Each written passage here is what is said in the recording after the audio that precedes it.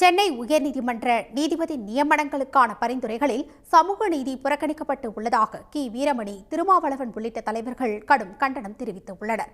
சமூக நீதியும் மதசார்பின்மையும் தொடர்ந்து புறக்கணிக்கப்பட்டால் தமிழ்நாட்டில் தொடர் போராட்டங்கள் வெடிக்கும் என்று அவர்கள் எச்சரித்துள்ளனர். திராவிட கழக தலைவர் வீரமணி விடுத்துள்ள அறிக்கையில், சென்னை உயர்நீதிமன்றத்தில் காலியாக உள்ள நீதிபதிகள் பதவிகளுக்கு கொலீஜியம் அனுப்பியுள்ள பரிந்துரை பட்டியலில் வழக்கம் போல் பெரிதும் உயர்சாதி பிராமணர்களையே மீண்டும் மீண்டும் நீதிபதிகளாக நியமிக்க பரிந்துரைக்கப்படுவதாக குறிப்பிட்டுள்ளார்.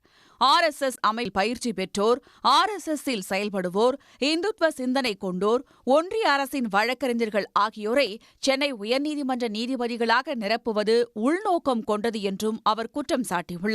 கடந்த 4 ஆண்டுகளில் நீதிபதிகள் பரிந்துரை பட்டியலில் ஓர் இஸ்லாமியர் கூட இடம்பெறவில்லையே ஏன் என்று கேள்வி எழுப்பியுள்ள வீரமணி, சமூக நீதியும் மதச்சார்பின்மையும் தொடர்ந்து புறக்கணிக்கப்பட்டால் தமிழ்நாட்டில் தொடர் போராட்டங்கள் நடைபெறுவதை யாராலும் தடுக்க முடியாது என்றும் எச்சரித்துள்ளார்.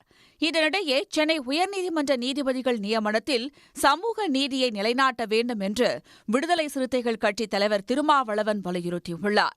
நீதிபதி நியமனத்திற்காக சென்னை உயர்நீதிமன்றத்தின் கொலீஜியத்தின் பரிசீலனையில் உள்ள பட்டியலில் ஆதி திராவிடர் சமூகத்தைச் சேர்ந்த ஒருவர் கூட இடம்பெறவில்லை என்பது மிகப்பெரிய அநீதி என்றும் அவர் கூறியுள்ளார். எனவே நீதிபதி நியமனங்களில் இடம்பெறாத மிகவும் பிற்படுத்தப்பட்ட சமூகங்களைச் சார்ந்தவர்களை இடம்பெறச் செய்ய வேண்டும் என்றும், சமூக நீதிக்கு எதிராக தொடர்ந்து நீதிபதிகள் நியமனம் செய்வதை கொலீஜியம் கைவிட வேண்டும் என்றும் திருமாவளவன் வலியுறுத்தியுள்ளார். உடனுக்குடன் செய்திகளை தெரிந்து கொள்ள சன் நியூஸ் பெல் ஐகானை கிளிக் பண்ணுங்க.